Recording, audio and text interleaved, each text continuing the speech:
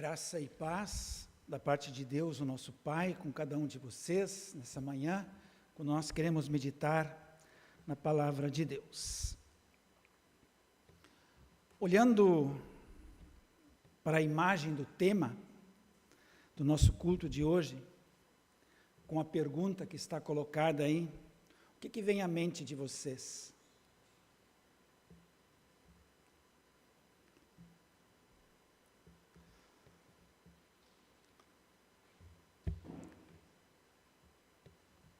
Talvez muitas pessoas imaginam que quando se fala de ser rico para com Deus, tem a ver com isso.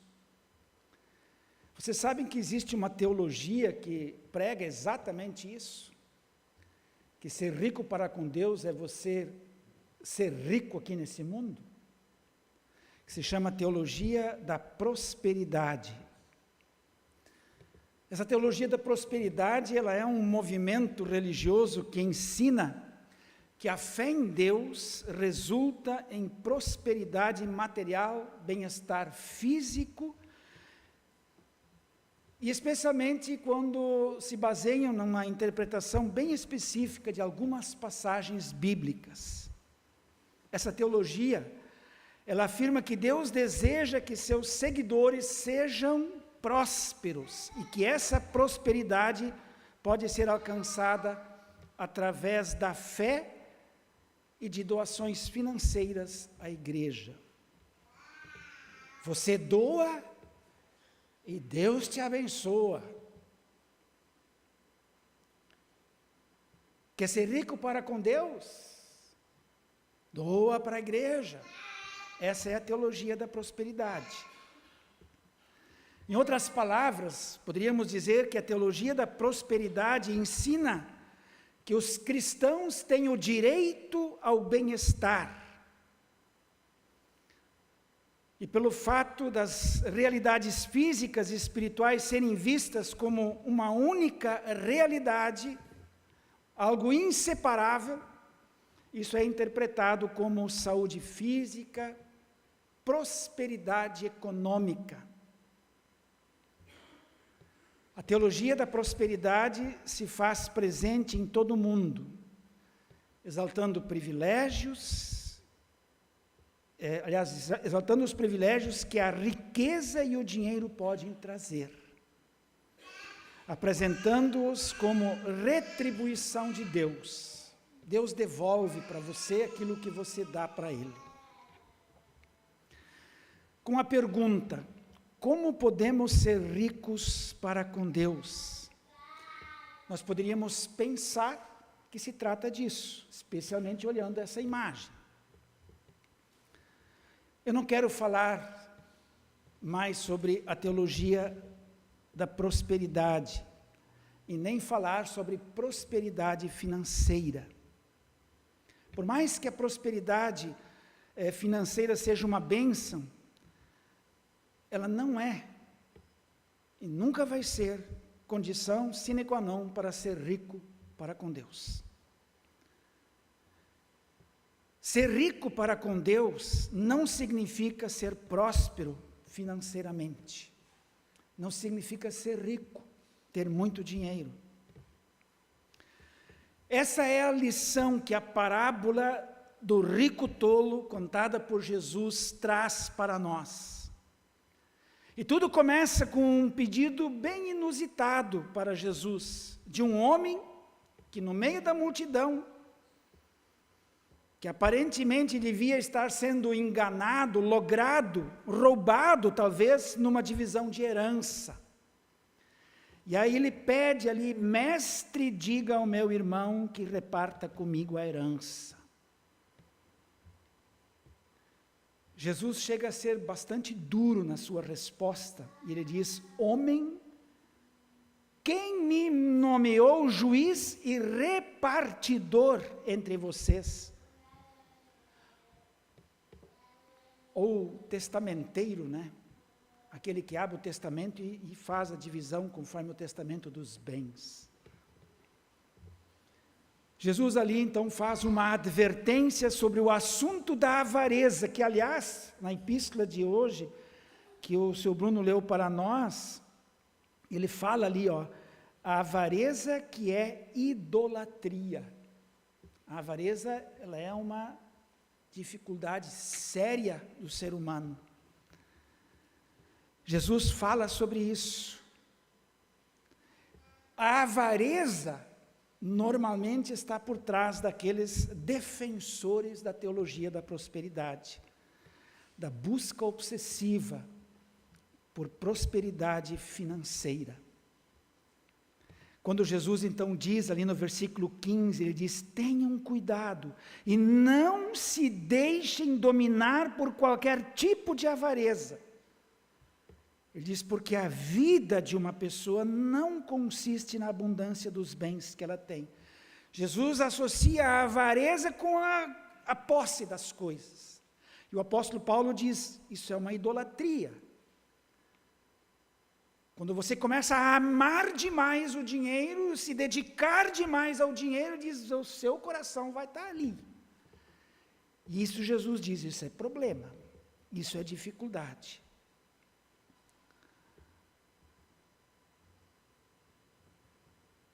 Esse versículo, o versículo 15, ele acaba se tornando a moldura para que nós possamos compreender essa parábola do rico tolo. E aí Jesus então começa a contar essa parábola desse homem rico, né, o campo do homem rico que produziu com abundância.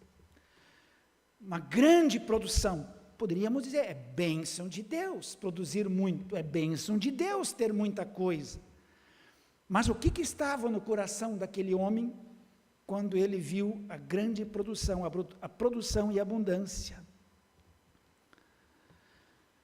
A produção e a abundância não era em tese o problema aqui, não era em tese aqui a dificuldade. Ela poderia muito bem ser compartilhada, essa grande produção poderia ser distribuída. Construir celeiros maiores para guardar essa produção também em si não é um problema aqui. Uma necessidade, talvez, diante da abundância da produção, poderia ser uma reserva de alimento para uma necessidade futura. Lembram de José, lá no Egito, que juntou em celeiros muita produção, porque havia a promessa de um tempo de fome. A dificuldade estava na avareza, que é a dificuldade e o medo de perder algo que se possui, como bens materiais e recursos. Isso é avareza, é medo. Medo de perder o que se tem. E que se apega a coisas que são passageiras. No versículo 19, a obsessão daquele homem leva ele a guardar as coisas, a ter em depósito muitos bens para muitos anos, é o que ele diz. Você tem em depósito muitos bens para muitos anos. Faz o homem rico pensar só nele, não em distribuir, só nele. Ele diz, depois descanse, coma, beba e aproveite a vida. Ele estava preocupado com aqui e agora, mas Deus está preocupado com a eternidade. E aí vem então no versículo 20, a pergunta que Jesus faz àquele que está preocupado com as coisas terrenas. Ele diz, louco, essa noite lhe pedirão a sua alma, e o que você tem preparado, para quem será? Na morte nós não levamos nossas riquezas. Na morte, a nossa prosperidade financeira perde completamente o seu valor. Na morte, a teologia da prosperidade não traz esperança alguma, apenas finitude, fim das coisas. Como diz o rei Salomão, no texto de Eclesiastes, que hoje nós lemos, quando ele fala da vaidade, ele diz: vaidade de vaidades, tudo é vaidade, eis que tudo é vaidade correr atrás do vento. Vaidade movia o homem rico com a sua produção abundante. Quando ele pergunta: que farei? Que farei com as minhas produções? Com a construção de celeiros maiores, quando ele diz: já sei, eu sei. Com o desejo de estocar, quando ele diz: você tem em depósito muitos bens para muitos anos. E com o pensamento egoísta, avarento e até hedonista, quando ele diz: descanse, coma, beba e aproveite a vida. A morte fará, segundo o sábio rei Salomão, que outro vá aproveitar e usufruir daquilo que se acumula e se ajunta, se guarda com o nosso árduo trabalho. Quando ele diz, por exemplo, lá no versículo 18 a 23, ele diz: também perdi o gosto por todo o meu trabalho, com que me afadiguei debaixo do sol, pois o resultado de tudo isso ficará para quem vier depois de mim. Quem vai usufruir? Tudo ficará para quem vem depois. Se deixará o ganho como herança para quem por ele não se esforçou. Talvez dessa parte final, que agora nós temos ali, em nosso texto, o homem rico da parábola de Jesus tirou o desejo de descansar, comer, beber e aproveitar a vida. Vejam que ele diz lá no versículo 24, ele diz: não há nada melhor para o ser humano do que comer, beber e fazer com que a sua alma desfrute o que conseguiu do seu trabalho. Talvez daí aquele homem rico tenha tirado essa ideia. Eu disse: não, mas o rei Salomão falou, mas ele aplica para si, para a sua realidade. Essa é a resposta de Deus para o homem rico.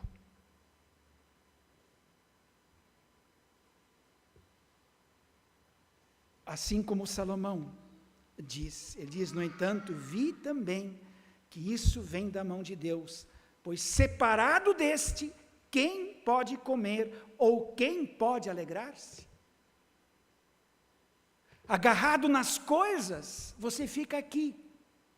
Separado de Deus, você fica aqui.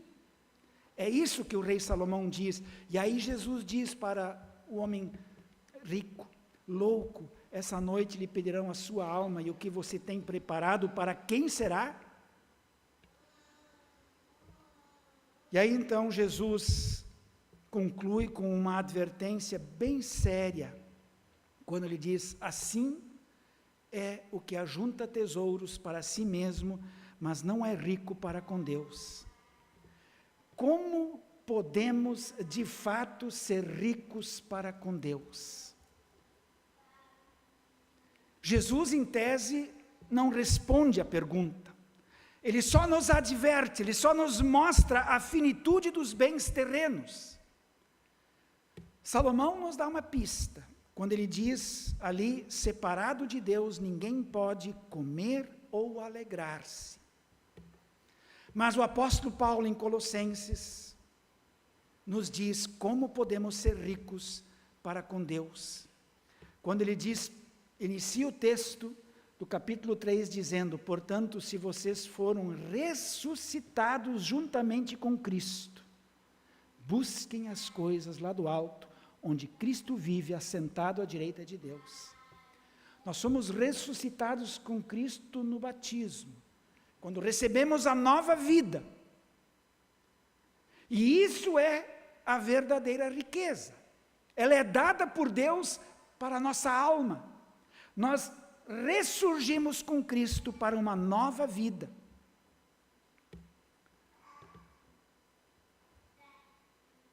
Querido irmão, querida irmã, como pessoas que receberam a nova vida, cada um de nós, no dia do batismo, foi ressuscitado juntamente com Cristo. Cada um de nós, por causa dessa ressurreição, dessa nova vida que nós recebemos, busca as coisas lá do alto, onde Cristo vive, assentado à direita de Deus, sendo rico para com Deus. Recebemos o perdão, a vida e a salvação. Essa riqueza que nós recebemos através da palavra e dos sacramentos, batismo e ceia. Então, quando nós nos perguntamos como podemos ser ricos para com Deus, nós podemos dizer, vivendo o batismo no dia a dia de nossas vidas. Como diz Lutero, quando ele explica na quarta parte, o batismo por contrição e arrependimentos diários, afogando o velho ser em nós, para que ressurja o novo ser segundo Cristo.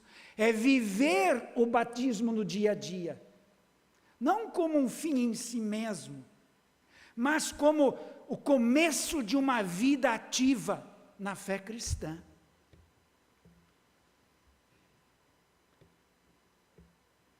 Como diz Paulo, aqui no texto de Colossenses, quando ele diz, portanto, façam morrer tudo o que pertence à natureza terrena, imoralidade sexual, impureza, paixões, maus desejos e a avareza, que é a idolatria. Por causa dessas coisas é que vem a ira de Deus sobre os filhos da desobediência. Vocês também andaram nessas mesmas coisas no passado, quando viviam nelas. Agora, porém, abandonem igualmente todas essas coisas: ira, indignação, maldade, blasfêmia, linguagem obscena no falar. Deixem tudo isso para lá. Isso só é possível porque nós ressuscitamos com Cristo no batismo, recebendo nova vida, recebendo a fé. Como podemos ser ricos para com Deus? Fazendo uso consciente, e fazer uso consciente é como diz Paulo em 1 Coríntios, quando ele fala a respeito do corpo e do sangue de Cristo, discernindo o corpo e o sangue de Cristo na Santa Ceia. Sabendo o que é isso, o que está ali, que aquilo é o verdadeiro corpo e o verdadeiro sangue de Cristo. Sim, ali nós estamos sendo ricos para com Deus, porque estamos recebendo o corpo e o sangue de Cristo para perdão, vida e salvação. Como podemos ser ricos para com Deus? Ouvindo, cantando, lendo, meditando e nos aprofundando na palavra. A Sagrada Escritura que todos nós temos diante de nós, tire tempo para fazê-lo. Leia. Não é fácil dedicar-se à leitura da palavra. Não é fácil ser regular na leitura da palavra. Não é fácil persistir na leitura da palavra. Mas só quem o faz saberá quanta riqueza vai receber. Riqueza para com Deus. O batismo não é batismo sem a palavra. A Santa Ceia não é Santa Ceia sem a palavra. A palavra de Deus é a completa e perfeita expressão do amor de Deus para com nós. Tudo aquilo que Ele nos ensina, quando Ele diz, porque Deus amou o mundo de tal maneira, que deu o seu único Filho, para que todo o que nele crer não pereça, mas tenha a vida eterna.